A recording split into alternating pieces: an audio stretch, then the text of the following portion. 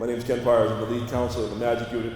Thank you for being here for cohort 1 of the graduation/participant ceremony for the Magic Unit in our Nurturing Fathers curriculum. Thank you for being here. Thank you to Sheriff Coach. Thank you for being here, allowing us to all take place, allowing us to be possible. Invited guests, command staff, Chief Ware, Chief Orr, Joanne Gonzalez, Morales. Jeez, sorry about that. Dan Iozzi, Dan Kavanaugh, thank you guys for being here, John Evon. The Nurturing Fathers curriculum is near and dear to me. Between my time in Suffolk County and here at Hampden County, I want to say this is my 6th graduation. I would probably say that this is the one I'm most fond of and most proud of, because this was by far the youngest group that I've had a chance to facilitate. We touched on some deep topics with regards to fathering, the relationships with our fathers. I had conversations with you about the relationship with my father, and it works well for me as well. I'll be 52 in 2 weeks, and it still helps me to talk about my relationship with my father when I was growing up. He was a Vietnam War vet, didn't have a lot of services back then, let's just say. So he drank a lot. He battled the bottle for many years. My wife and my mother and I bore the brunt of that. So it taught me what I didn't want to be as a father. Being married for 22 years and have a son in college today, I'm very proud of my dad and what he was able to teach me. He did the best he could with what he had. I took that, ran with it, and I wanted to be the best father that I could be. So when I talk about these topics with you guys, it's very important to me, near and dear, because once again, there's no exact science to being a good father, but we talk about it every day. What's the number one thing that we should do? Is just be there, right? Just be there. Some of you young kids are fathers already. It means a lot to me to see you guys engaged, to see you guys open up the way you did. The topics, the discussions that we had. It wasn't always easy. Some of you guys got up and left the room. And I understood that. Because like I said, even at 52, or 51, going on 52, these things are tough to talk about. I thought my father was a monster. But he was a great man, and he did the best he could. And I vowed not to create the environment at home that he created for me, for my son. My son's currently a freshman at UConn and doing very well. I'm proud of that. Being a dad is my favorite and most prestigious title. And that was bonds us all those men together. As parents, that's what bonds us together with our kids. So I wanted to thank you once again for being here, the staff, the support staff, everything you guys do. You guys help us out on a daily basis. We really appreciate you. You know, we're the Magic Unit. Still relatively new, okay? Meaningful accomplishments, gain increased character, that's what we're about. And we're only about 6 months into this. We got a lot more work to do. And with the blessing of Sheriff Cocchi and his wonderful staff and the support staff, we're gonna get this done and make this big. So thank you guys once again for being here. The first speaker up is the man himself, the man that makes this all happen. He brought me on board here from Suffolk County. Even though I've been a deputy sheriff here for a number of years, but he's always had faith in me. We go back a number of years, we've got some candid conversations. He's always shown me, my wife, my family, a lot of support. And I appreciate him, appreciate what he's done. I appreciate all the support he's given us thus far.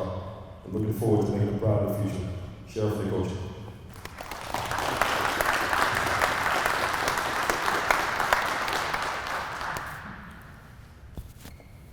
Thank you, Kenny. The one thing I can tell you about Kenny is he truly takes the title father as his most important title. I've been around Kenny and his wife and his son for many years, and I've watched how Ken nurtures, great word, nurtures his son. Very proud of him at UConn, works a lot of details, does a lot of work to support his son so he can come out of his situation with very little, if any, college bills. So when we look at the Nurturing Fathers program, I was just so excited that we're going to have our first graduation of many. I've held the title of coach, husband, jerk. My favorite title's always been dad. I'll take it, and then the second one is obviously husband. The third one is coach, and then we'll put sheriff in there somewhere. The title sheriff doesn't make me wake up in the morning. The title of dad, father, husband, and coach do. The title sheriff, should I say the job of sheriff, allows me the opportunity to engage in things like today that really energize this institution, these facilities, and me personally. The Nurturing Fathers is a 13-week program, but here in the Magic Unit, because we went twice a week, we completed it in eight weeks. The group size usually consists of about 15 to 20 young men. The program stresses the importance of father in the family structure. This program outlines the effects of fatherless families in its relationship in relation to the increase in crime and the incarceration rate. Upwards of 70 to 80% of the incarcerated young men today are born into single-parent homes. You know all this. And those single-parent homes, for a majority, it's mom at home. This group generated deep discussions regarding memories, good or bad, of our relationships with our own father. This program holds great discussions on the father I want or hope to be.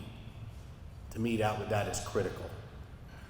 We can't always get to the finish line the first day we start something, but it's where do we want to go and how do we get there?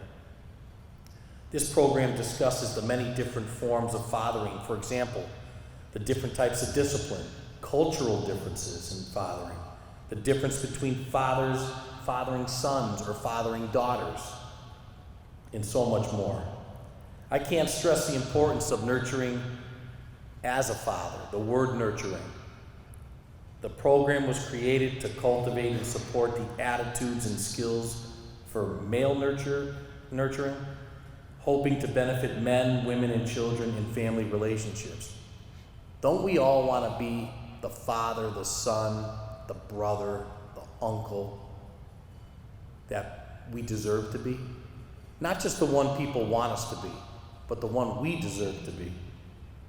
Since 1960, juvenile crime has increased 6 times, and a major contributing factor points directly to fatherless homes. Fathers are the first heroes and role models for our children. Think about that for a minute. A child's first hero is you, is me. So let's strive to be that superhero. Let's not let them down. Let's not be absent. Let's be present. A group hug after every class. I know that's something that I'm sure you instituted. We always end, Kenny told me, with a group hug and saying, I am a nurturing father, emphasizing our own willingness to nurture one another as men in the unit. Children need their fathers, we know that. Don't let anybody tell you differently, whether it's in your family structure, somebody from the community, somebody from the law enforcement community, anybody. No matter where you've been, if you've been absent, if you've been present, how good or how much improved we need to be, don't let anybody tell you that your children don't need their father, because they do. I just wanted to personally come here today and extend how proud I am of each of the men graduating today from this program. I admire you. I admire you for starting your new journey and making a profound effort to being that nurturing father that you want to be, but more importantly, that your children need you to be. I look forward to many, many more of these great days ahead. I want to personally thank the 3 facilitators, Kenny Pyers from the Magic Unit, Melvin Malave from ROCA, and Ralphie Santos from AISS. Thank you for what you men have done and how you've done it.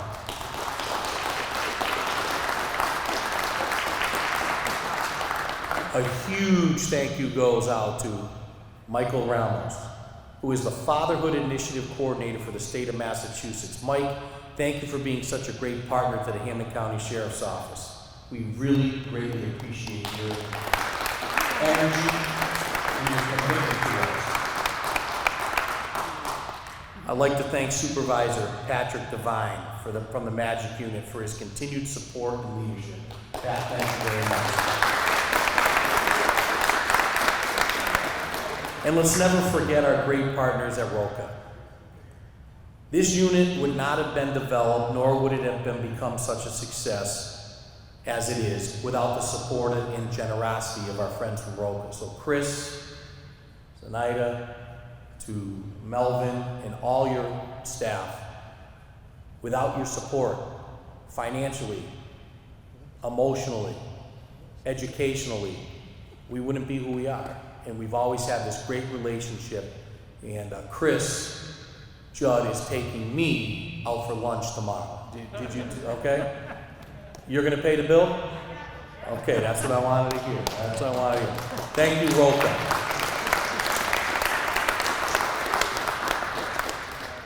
In closing, I just want to leave you with a couple thoughts. Today is a great day. We're recognizing your efforts, but it's only one day. In a very short amount of time, you'll be walking out these doors and hopefully into a position and an opportunity to exercise and utilize some of the skills that you've learned during this program. Please do me a favor. Please do yourself a favor, but most importantly, do a favor to your children. You are their hero. They have every right and every reason to look at you when you walk out of here and say, that's my dad. And I want to be like him. So do the right things. Clear that path. We want the youth to be like you. Not the you that's here. The you that produced the beautiful child.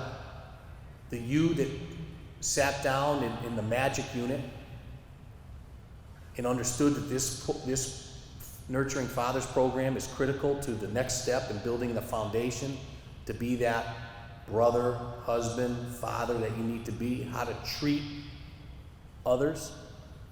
You guys got this. You're going to take it from here. And what we're going to do is we're going to stand back, always with our hand on your shoulder, always ready to assist if assistance is needed and help you get to the next level. I'm very proud of each and every one of you. Men. That's what you are. You're men. To Joanne Morales, who oversees the Magic Unit, Joanne, thank you. We're very proud of the work you do. And let it be no secret, it was a major push for us to do this unit. Chris Judd was asking about it for at least a year and a half. And I just didn't see how we could make it happen. And then I went down and I sent some staff down to visit Kenny in, what was it called over there? The Peace Unit down in Suffolk County. And I asked the sheriff down there, who's a dear friend of mine, can we come down and try to replicate a program? And we did one better. We brought the program director with us. And we're very proud of you, Kenny. Keep up the great work. Thank you very much. Congratulations to each and every one of you. And again, when we walk out of here today with our certificate, that certificate means something. But more importantly, you don't need a certificate or a person to tell you how important you are to your children. Congratulations and good luck.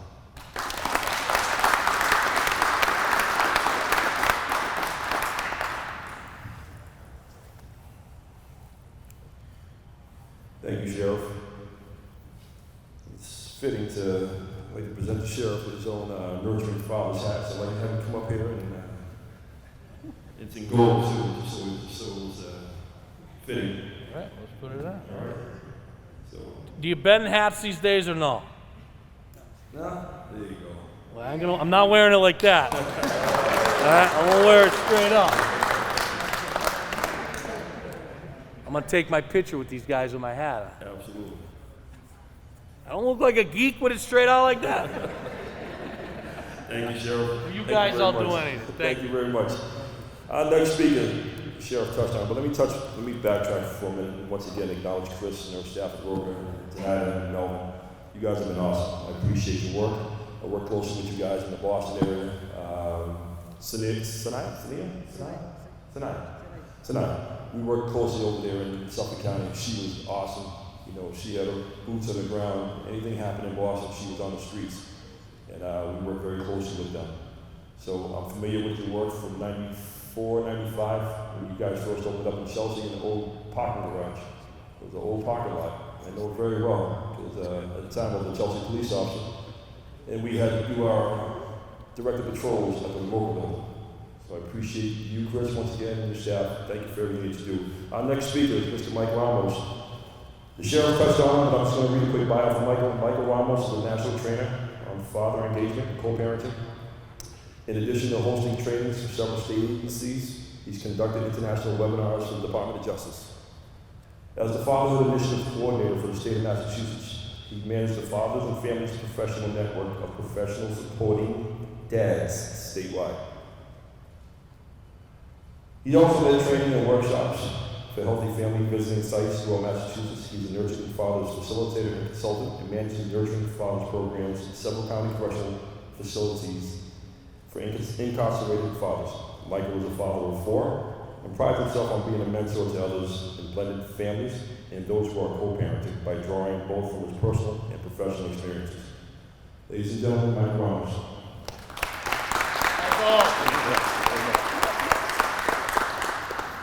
So I really don't feel like I qualified to have a spot at this podium because, as you've heard, it's Roca and Sheriff and all the folks here in the room, and especially the guys that have been in the program, that really are the important people. The reason why I stand here before you is because I'm really passionate about fatherhood. I'm really passionate about co-parenting because I co-parent 4 children with 2 ex-wives. So at the bottom of my bio it said I draw from professional and personal experience. I'd say a lot of it comes from personal experience. And when I tell you it's a journey, not just being a dad, but co-parenting as well, and that it is possible, it is a journey. It's not a destination. Because as your children age and as they develop and as things change in their lives, things change in your lives and adjustments need to be made. I do want to tell you a quick story about when I brought my first child home from the hospital. So I have 4 children. I am already 52 and I don't have any kids in college yet because they're all much younger. So I have they range from 5 years old to 17 years old. I was a single dad for the first 3 years of my 2 daughters. When I brought my who's now 17-year-old daughter home from the hospital way back then, I remember coming home by myself, and this memory is so vivid, like it happened 5 minutes ago. I put the car seat down. The hospital helped me put her in the car seat, showed me how to do that. I put the car seat down in the living room. There was a hardwood floor. I was on the 3rd floor apartment in Fall River, and I looked down at her, and I kind of said, geez, what do I do now? Like, I guess I'll take her out, but really, what do I do now? And I looked up at the TV, and there was a remote control there that I had purchased the week before and had a big unfolding in 10 different ways, directions on how to program the remote control and how to link it and sync it with the TV and all that stuff. And I went, geez, I got more instruction and direction with that $9 remote control than I did with this human being, with this little girl that came home, and nonetheless came home with a dad by himself. The hospital just said, here you go, do your thing. So I saw a lot of different things over those first few years being a single dad. I'd go to the doctor's office and the doctor would come out looking for mom.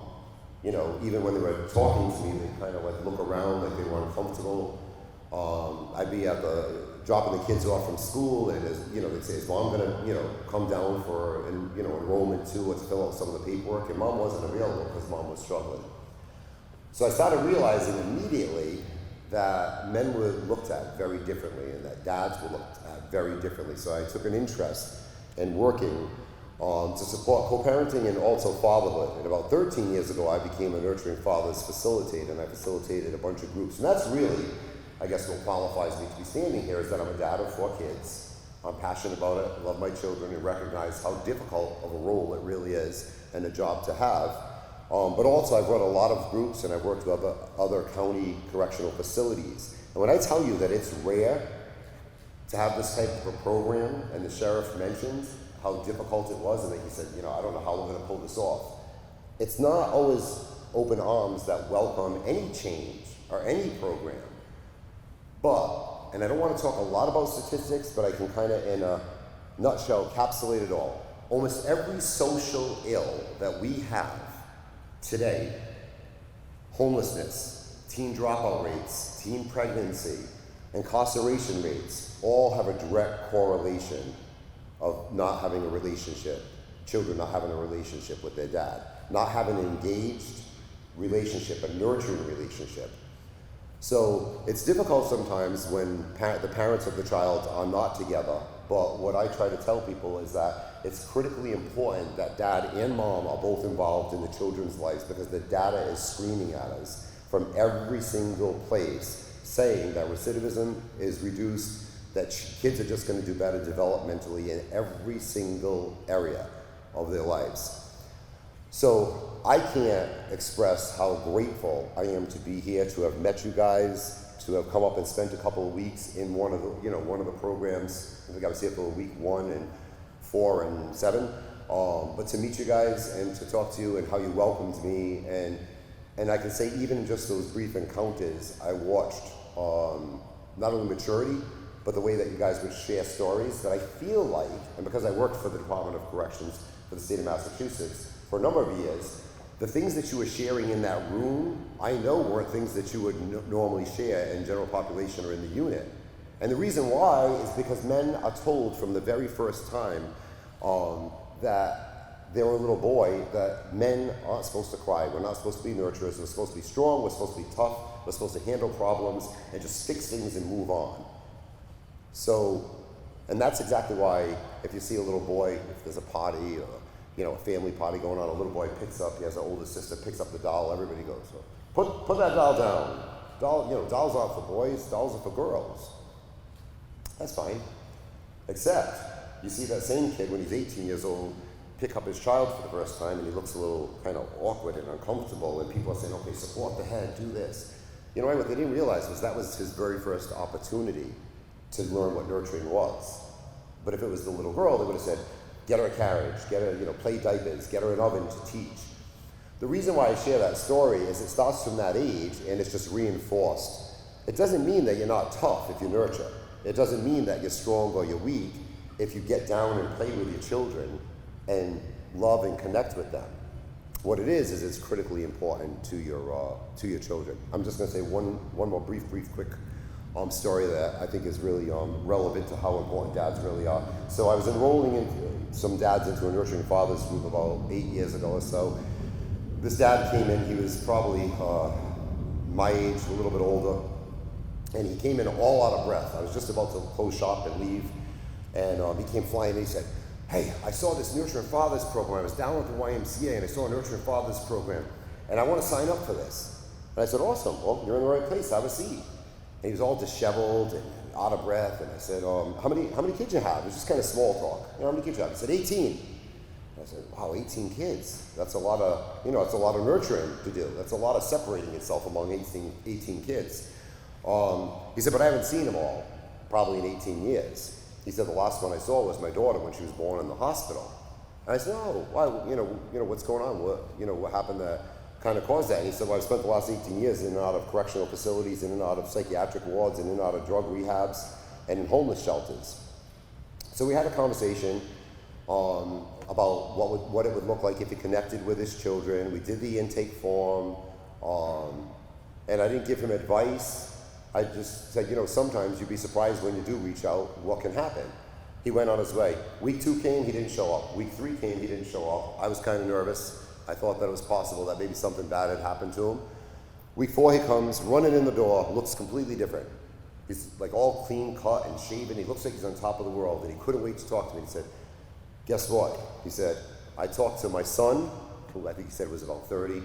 He said he's a sergeant for the Boston City Police Department. He said, I went for coffee with him, And I rode in the back of the police car, the front of a police car, and he said I wanted to ride in the back just because it was the first time I actually rode in the back for something positive. So we chuckled. And he said, but we went for coffee and everything's great. And I said, oh, that's awesome. And he said, I also reached out to this one and that one. He said, well, Mike, I called my 18-year-old daughter.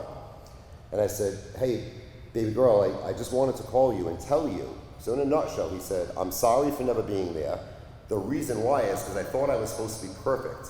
And the idea that I have as a man and as a father that society has told me is that I'm always supposed to be strong, I'm always supposed to be successful, and I'm always supposed to be there. And because it's been a roller coaster ride, I've been in and out of your life, I thought you'd be better off without me than to have me constantly letting you down. And he said, but I've always loved you, and I've always thought about you every day. And there was a silence. He said, Mike, I thought she hung up, I didn't know what happened. 3 minutes later, she started talking, she was crying the whole time. And through her broken cry and tears, she said, that's all I've been waiting to hear from you in the past 18 years with those words. And when he told me that story, it really solidified with me how important dad and mom, both parents are, but how important dad's job really is in their children's lives. Because for 18 years, this young lady was just waiting to hear I love you and that I've always cared, and that's why I wasn't there. And I said, so how to make out with the rest of you, the rest of your kids? He said, oh, some hung up the phone. So we laughed a little bit, and he said, well, but it was a start, and I did, make some amends and develop a relationship with some of my kids. So I want to say on behalf of Children's Trust, so I work now as a contractor for supporting Nurturing Fathers programs, on behalf of Susan Bartley, who's the executive director of Children's Trust. We are so incredibly proud of the collaboration with the Sheriff's Department, with Roca doing everything to put this in place so I could come in and do some training and help support the way we have. But most importantly, proud of you guys, because I saw something as I was walking in, Sheriff, that jumped out on me on your wall. It's either part of your mission statement or your vision, which is excellence in community.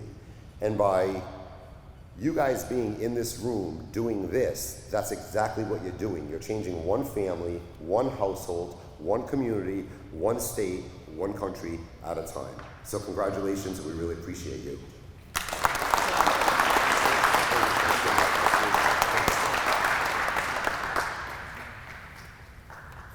Thank you, Michael. Appreciate your words and your guidance and your leadership and your support as we continue moving forward.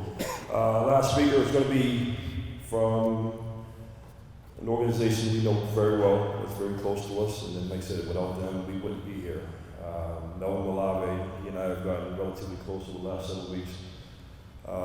We've done some good work.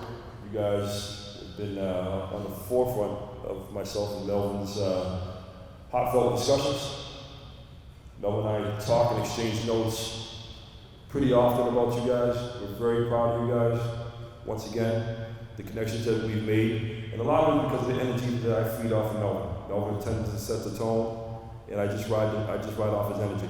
I'm very proud of his work, his story, and his continued vision. He's a gentleman that's very passionate about helping young men. And I share that with him, we all do. But like I said, he just has his inner fire, and I can appreciate him. I admire his drive, and I appreciate his energy and his support. Melvin Malawi.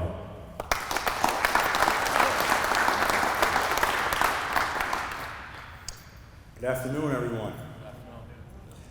First and foremost, I want to thank the Hampden-County-Sheriffs-Department, the amazing support staff for allowing us to come in and facilitate this amazing curriculum with you guys.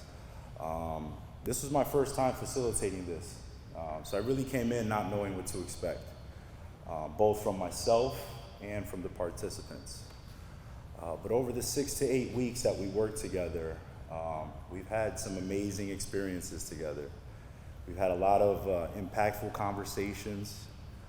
I don't have any children of my own, so this was an opportunity for me both to learn from you guys and to grow as well.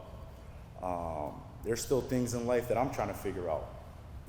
I'm not 52 years old next week, but we're all on the way. But with that being said, I try to find something new to learn each and every single day, both either about myself or about the world that we live in. And believe it or not, I learned a lot from you guys. I did.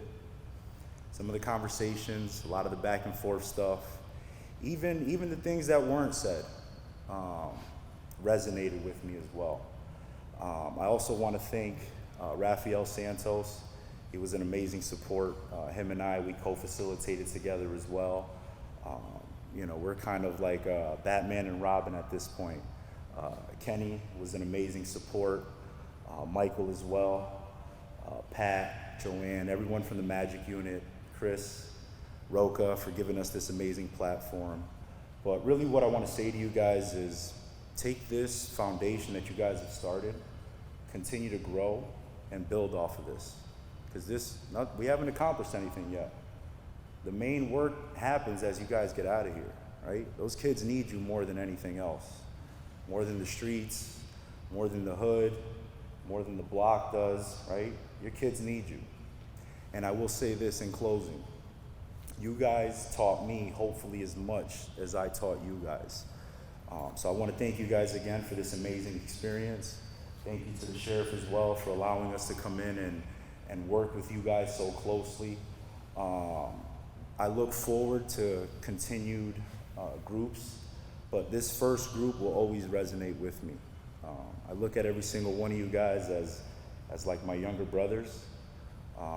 So like I said, just take the work that you guys have started in here. Be proud of yourselves, but don't become complacent when you guys get out of here. Keep that fire, that burning desire to continue to become better men, not only for yourselves, but for your kids, for your families. And with that being said, let's enjoy this food. Nice job, Those great words. I have to acknowledge Mr. Rafael Santos. I don't think I did earlier, but I appreciate Rafael and his work and his dedication, and he's also his efforts for us. He's a big proponent of what we're doing here, big supporter, and we appreciate him. I certainly do. We're moving on to the certificates. Okay, we're going to be getting with the graduates. We have a two-phase kind of scenario playing out here in front of you. We're going to have individuals who actually finished all the courses, all the classes. Who are going to be presented with their graduate certificates first. And then those who didn't, who actually came to several, but just maybe missed out on a few of them because of their, many reasons, whether it's a legal issue or a visit or what have you, they will be receiving participation certificates. So we wanted to acknowledge all of these as much as possible. The ones who will not be receiving a certificate, you guys are part of the next cohort. We just didn't want to lump you in and then have you start again on another cohort. So the next cohort, you guys will be directly involved and be a part of it. So when you come on up, come here, I'll receive your certificate, we'll take a photo, and I need you to just stand off to the side for a group photo. We can just hold the applause until the end. We greatly appreciate it. I'm going to start off with the first graduate, Mr. Laquan Caldwell.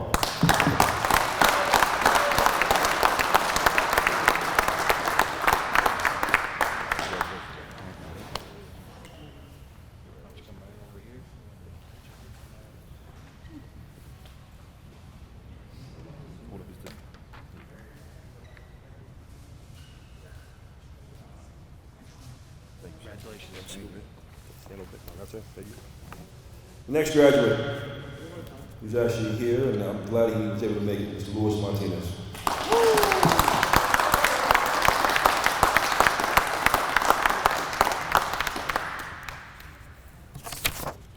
Appreciate you. You were good in Greenville. You were good in Greenville. You think so? This side?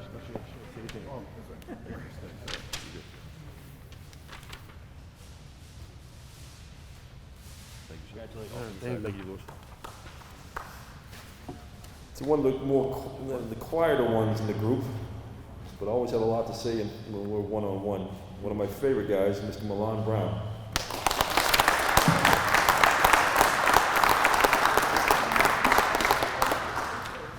Thank you, sir. Congratulations.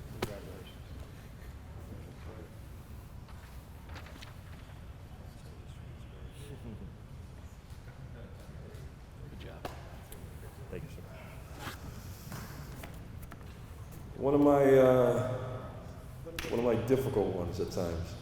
but he's come a long way. I can appreciate him. Mr. Jerrio Berrios Ortiz.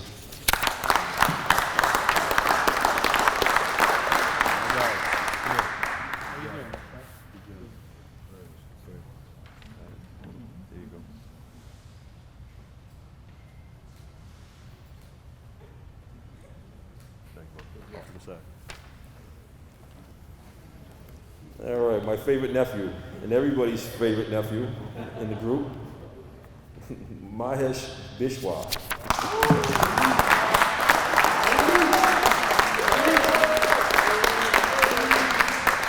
You can give me a hug. Good job.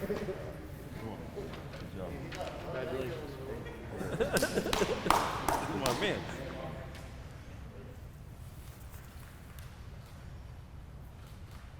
Thank you, my friend. Sit over here. All right, a gentleman who's come a long way. I appreciate his efforts recently, as of late, his programming, his dedication, and his focus, Mr. Eric White.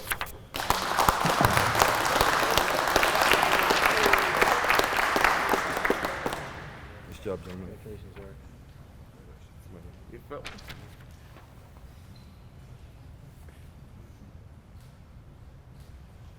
Thank you, buddy.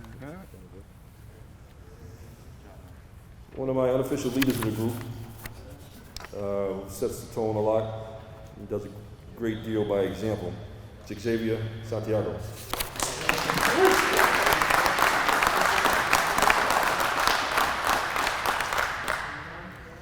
Nice job, yes, sir.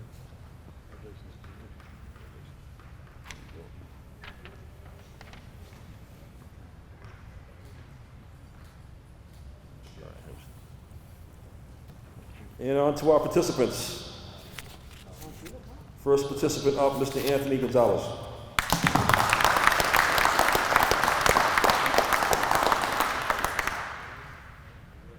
Thank you, sir. Shake your hand first. Shake your hand. There you go. There you go. Running. You're in the gym. I see you hit the gym. Getting big, bro.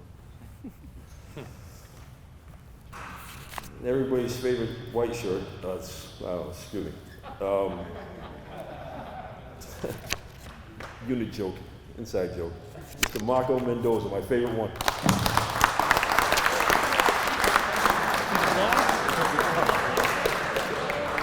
Do the jefe. Do the jefe. My guy. My man. Congratulations. Proud of you. All right. To one of the more entertaining individuals, Mr. Abdul Qadir Muhammad.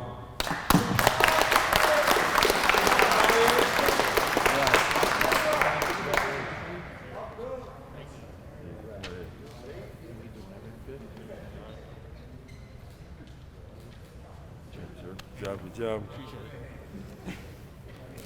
One of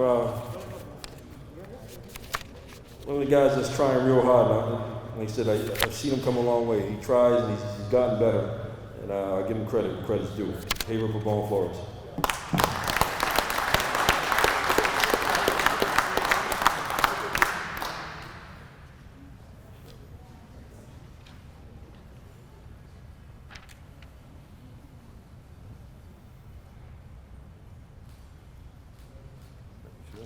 Good job, Bill. Mendoza. Marco, I made it easy for a translator real quick. Mr. Gene Berrios Garcia. Oh my God.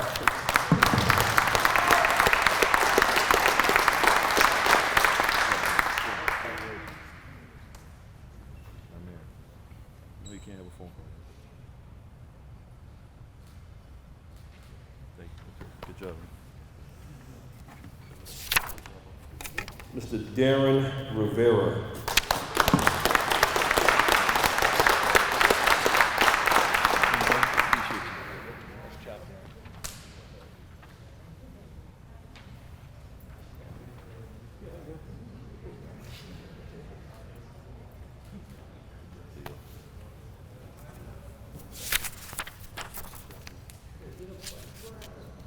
Come here, Sleepy. Gabriel Rowan.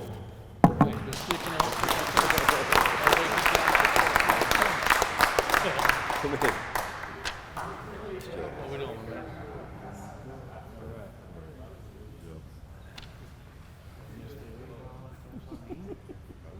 Also.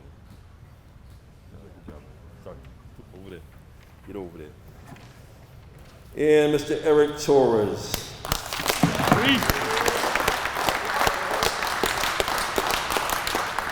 My God. Yes, sir.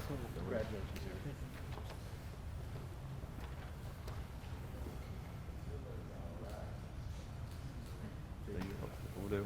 Over.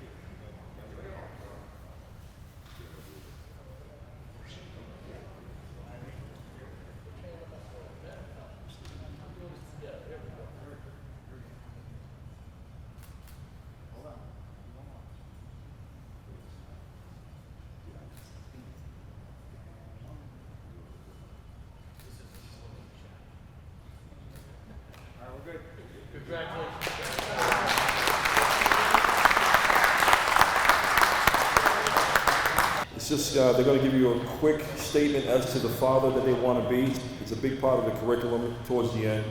We speak about the kind of fathers that we want to be, and we touch on some topics. And it's very insightful. So we're going to call up our first speaker, one of our first graduates. And it's only going to be two. The first one is Mr. Xavier Santiago.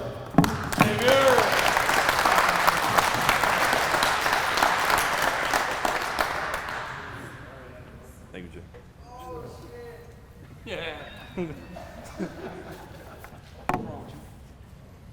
First, I want to thank the sheriff for allowing such a program like the Nurturing Fathers program to be taught on my unit. Most importantly, I would like to thank the staff that was involved, Melvin, Raphael, Mike, and Ken, for all being dedicated and helping us, especially myself, to think and reflect on the type of father I am and want to be in life. I learned that as a father, there is no such thing as being prepared.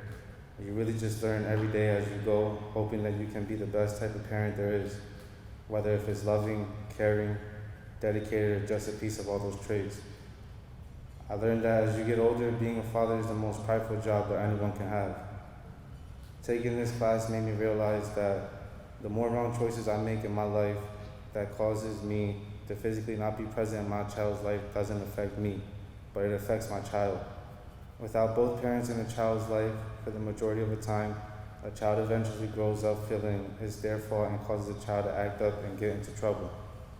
I'm putting my foot down because my daughter means the world to me, and I always want her to know that I love her unconditionally with all my heart. I also thank her for helping me want to change so that I can be present and be the best father I can be. Thank you.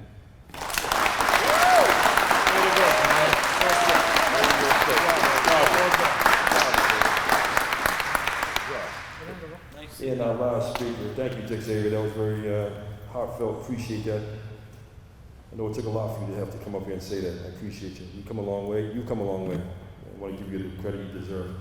Mr. Laquan Caldwell is our last speaker.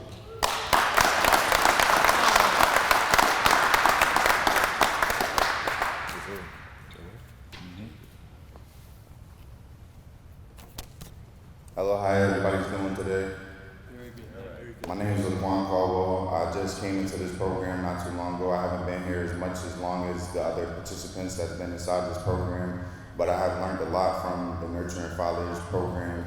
I learned that you can't really talk at your children. You got to learn to talk to them instead of, you got to get down to that eye level with them.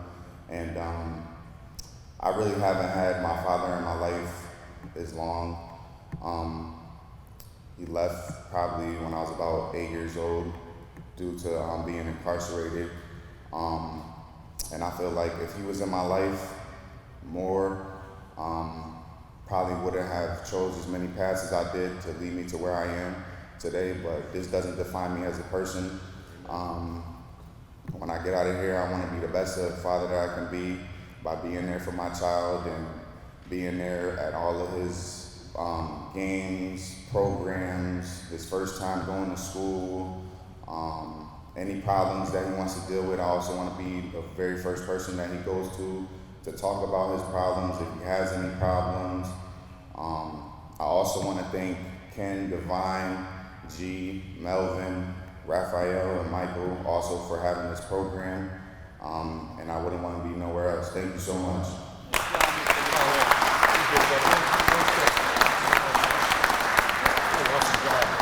Good job.